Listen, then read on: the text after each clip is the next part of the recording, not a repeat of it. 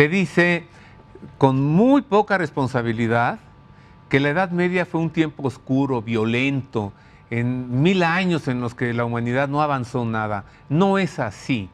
Ya la semana pasada le entregamos aquí en El Don de la Fe un programa hablando de la Edad Media y nos comprometimos que hoy hablaríamos sobre el papel de la mujer en la Edad Media, porque esas infamias, esas insidias, esas calumnias que se han lanzado sobre la Edad Media, pues además dicen que la mujer era poco menos que una esclava, y no es así.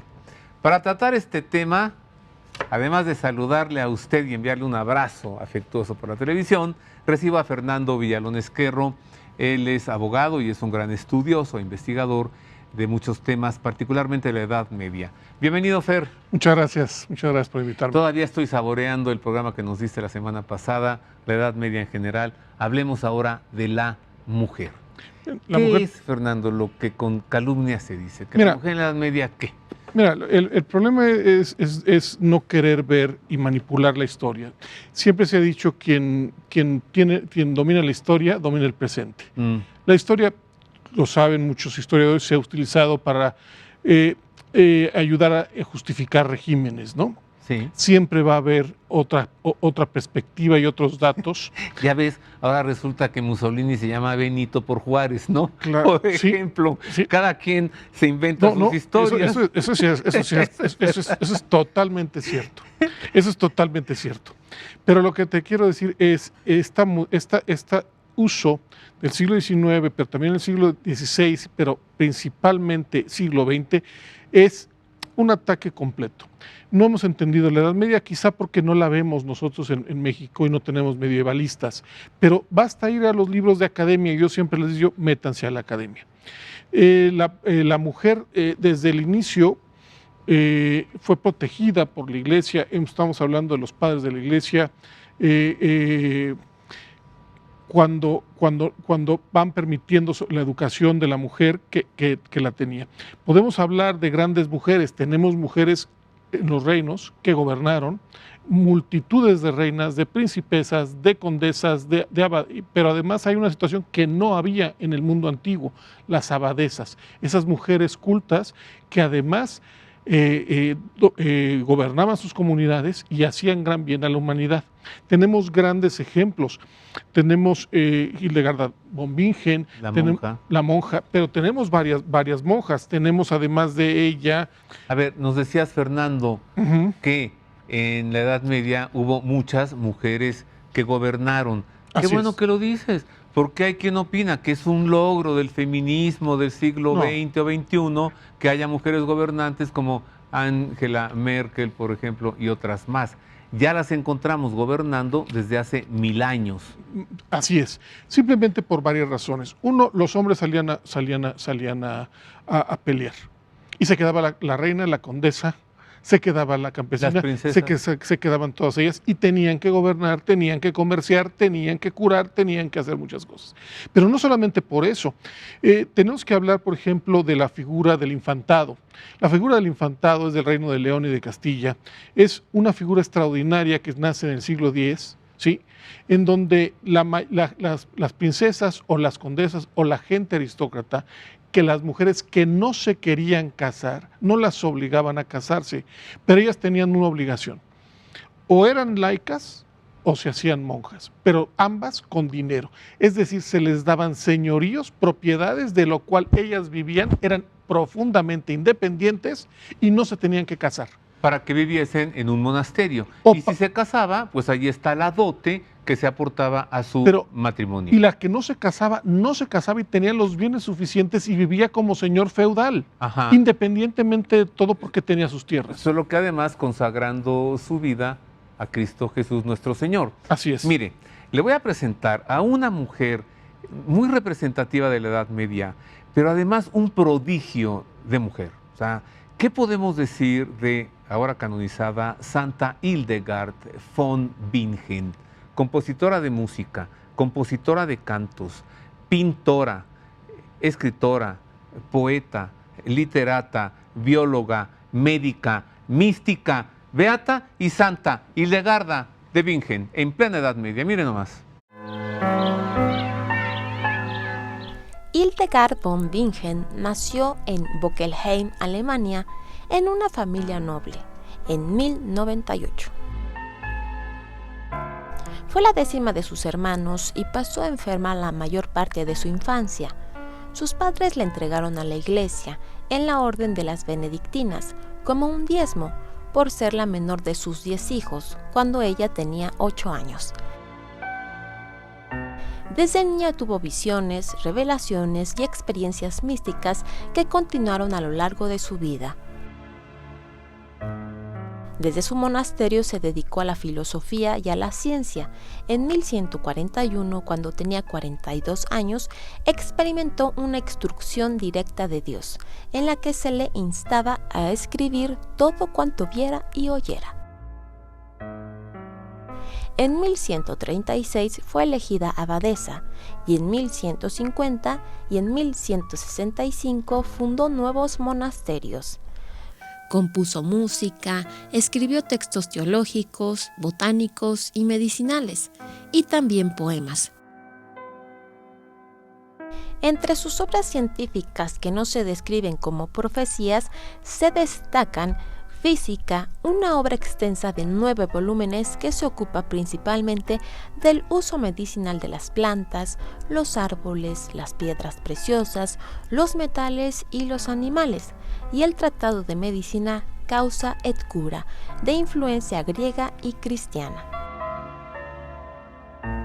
En teología escribió el Tratado Sivas, acerca del profeta Ezequiel y el libro del Apocalipsis. Hildegard murió de santa muerte y fue enterrada en la iglesia de Ruppersberg. El 7 de octubre de 2012, el Papa Benedicto XVI la proclamó doctora de la Iglesia. Santa Hildegard, y para sorpresa de muchos, es apenas hasta esta mujer que se descubre, pero formalmente se empieza a hablar de el orgasmo femenino. Hildegard lo describe, ¿no? Y muchas mujeres dicen, no, pues con razón siento tan bonito, ¿no? Claro. En su libro Causas y Cura habla perfectamente del orgasmo femenino. Ella menciona que es como tocar el cielo.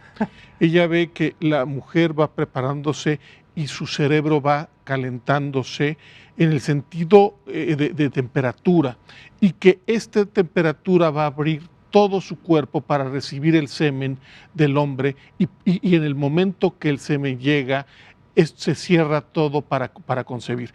Esta es una mujer del siglo XII. A ver, en el siglo XII, entonces, ¿una mujer ya está explicando la fecundación humana? Ya está explicando la fecundación humana con esas palabras.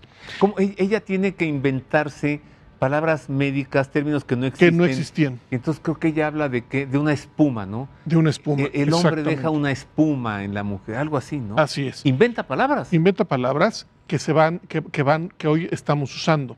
No es solamente Hildegard, hay muchas mujeres más que se van a dedicar a la medicina, pero en el caso de Hildegard, no solamente hay una sinfonía armónica celestial de la revelación, que es la música, son 77 canciones para todo el año litúrgico.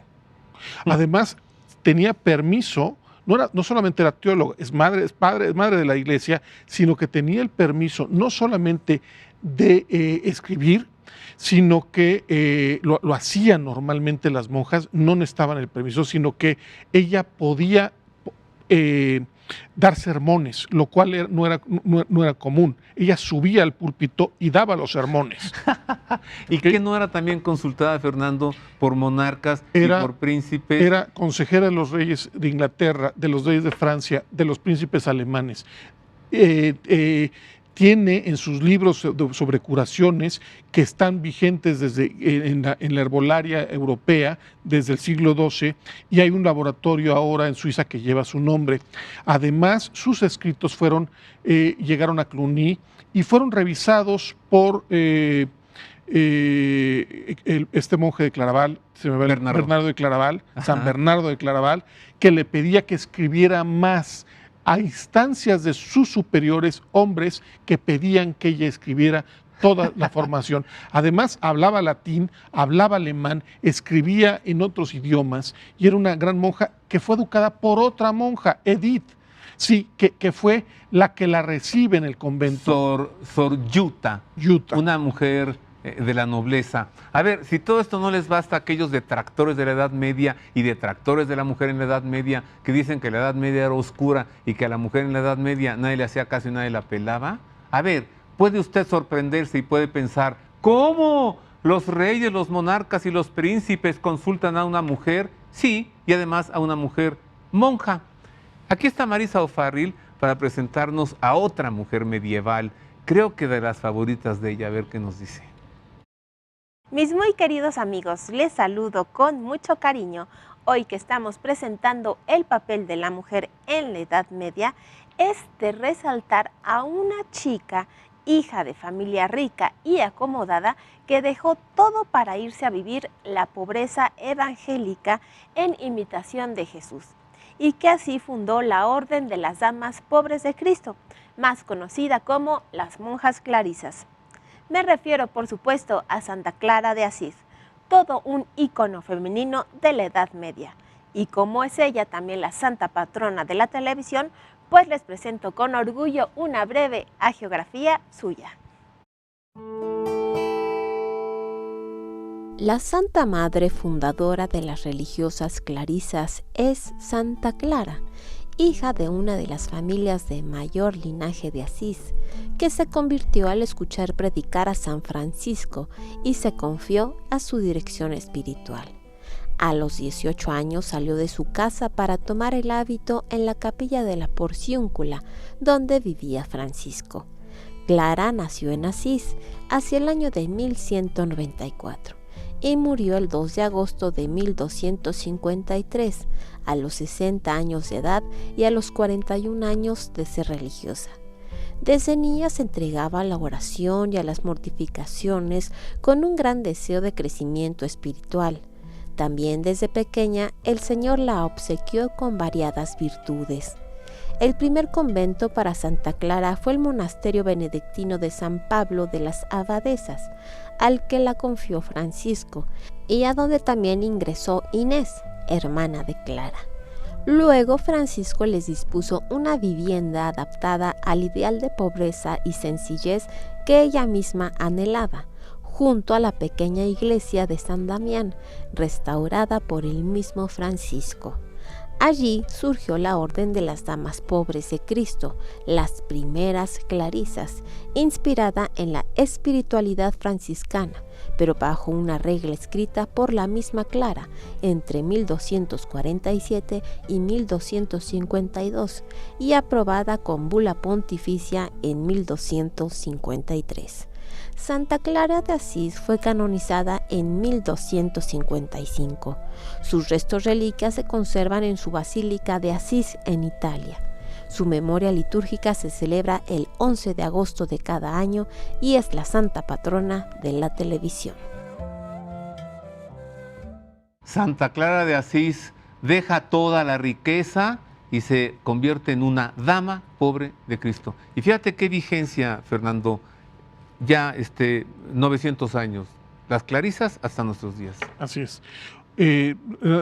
Tenemos otra gran abadesa, Errara de Landsberg, está en el área de Estrasburgo y en 1130. Esta mujer es extraordinariamente culta, es una mujer que va a escribir la primera enciclopedia del mundo. ¿Qué? Una mujer escribió la primera enciclopedia. Así es. ¿Ella sola? Ella junto con las monjas de su comunidad. En ¿Y sin Honenburg, internet? ¿Y sin Google? Ella compiló lo que se llama el Hortus Deliciarium, es decir, ella dice que reuní para alabanza y honor de Cristo y por amor a la Iglesia como si fuera un dulce panal. ¿A qué se refiere? Compiló todo lo que es historia, filosofía, teología, latín, geometría y otras cosas más. Tiene 600 láminas iluminadas por las monjas de ese convento. Ese es un gran libro que ayudaba a todas las monjas y a las comunidades de agustinas a formarse en toda esta tradición de filosofía, de lógica, de aritmética, de todo. Estos libros estuvieron en ese convento. En el siglo XIX le quitaron para llevárselo a la Biblioteca Nacional, que fue acabado. Por fortuna se hicieron varias copias, pero fue acabado en la guerra prusiana en 1870, fue quemado en la Biblioteca Nacional de París. Con hechos tan claros, Fernando, ¿cómo es posible que hoy todavía alguien pueda decir que la mujer no podía estudiar en la Edad Media? Voy a hacer una pausa, regreso, a ver qué nos responde Fernando Villalón a esa pregunta. ¿Por qué alguien dice que apenas hasta el siglo XX la mujer pudo estudiar? Una pausa y regresamos con más de la mujer en la Edad Media.